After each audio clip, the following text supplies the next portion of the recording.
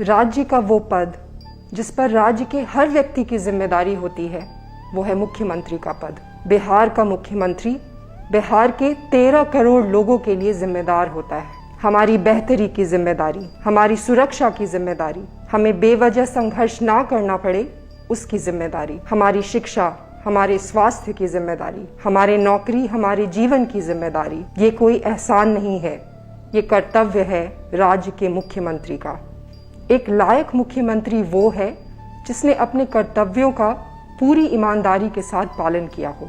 हमारी जाति, हमारा धर्म, हमारा क्षेत्र, हमने किस पार्टी के लिए वोट किया है, हमारा लिंग, चाहे जो भी हो, हम सब की जिम्मेदारी उस मुख्यमंत्री पर है। इन सभी कर्तव्यों को एक मुख्यमंत्री को निष्पक्षता के साथ पूरा करना होता है। 30 साल बहुत लंबा वक्त होता है।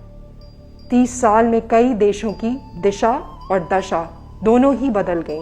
हमारा खुद का देश बहुत आगे बढ़ गया, दुनिया बहुत आगे निकल गई।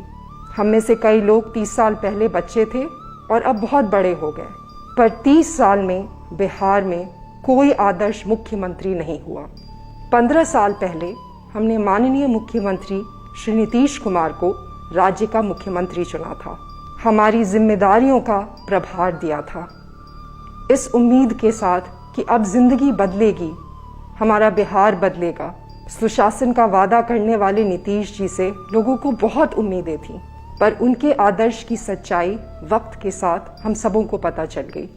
कुर्सी बचाने के लिए तथाकथित सुशासन ने कुशासन से दोस्ती भी कर ली, पर हमें लगा शायद उन्हें मुख्यमंत्री होने का, 13 करोड़ जनसंख्या की जिम्मेदारियों का, लोकतंत्र का भार महसूस होगा, पर ऐसा हुआ नहीं। उन्होंने कुर्सी बचाने के लिए उन्हीं लोगों से दोस्ती कर दी जिनके खिलाफ लड़ाई करने के लिए हमने उन्हें चुना था। उन्होंने पिछले 10 सालों में काम में कोई रुचि नहीं दिखाई, हमारी जिंदगी बदलने में कोई रुचि नहीं दिखाई, हाशिए पे खड़े गरीबों की जिंदगी बदलने में कोई रुचि नहीं दिखाई। लोग वहीं रह गए, लोगों के पास आज भी मकान नहीं रहा और सत्ता के दलालों के लिए मकान बनते गए। इन्होंने किसी की मदद नहीं की सिवाय खुद के। कहते हैं आदमी को जानना है तो उसके आसपास के लोगों को जानिए। 5 वर्षों में ये सिर्फ भ्रष्ट लोगों के बीच घेरे रहे, सिर्फ खुद की मदद करते रहे और अपने भ्रष्ट तंत्र की। इन्होंने जिस उम्मीद को तोड़ा वो इनसे कहीं बड़ा था। न्याय की उम्मीद, विकास की उम्मीद। हमारे बिहार की शिक्षा व्यवस्था, स्वास्थ्य व्यवस्था ये नहीं बदल पाए क्योंकि इनसे बदलेगा नहीं, और उस विफलता का बिहार पर, हमारी जिंदगियों पर बहुत बुरा प्रभाव पड़ा है।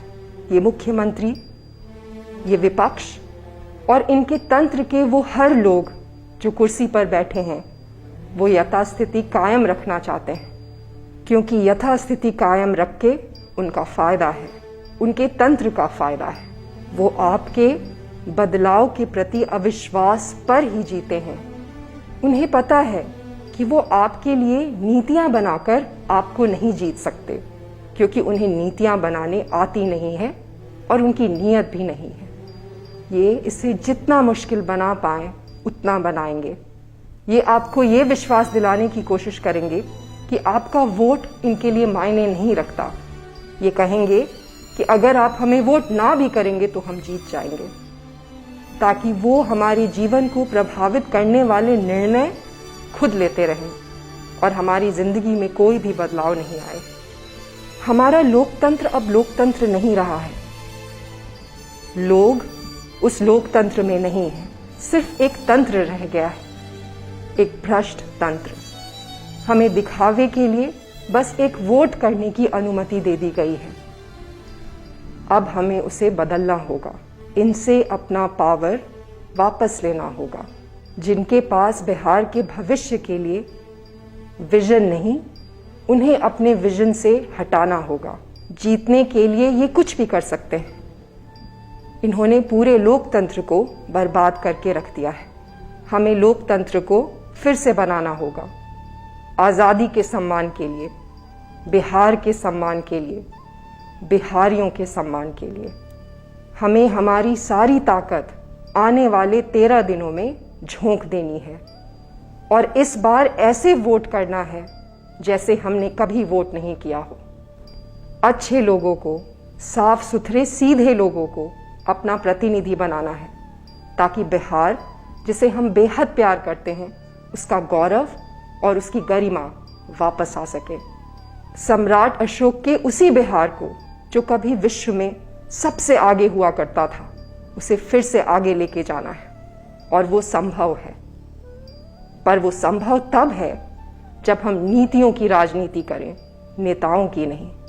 बिहार को पूर्णतः बदलते हैं, अब आगे बढ़ते हैं। पिछले 30 वर्षों के बंधन और गठबंधनों से मुक्ति पाते हैं। पिछले 30 वर्षों के नकली नेताओं से मुक्ति पाते हैं। नीतीश जी और लालू जी के पिछले 30 वर्षों से मुक्ति पाते हैं।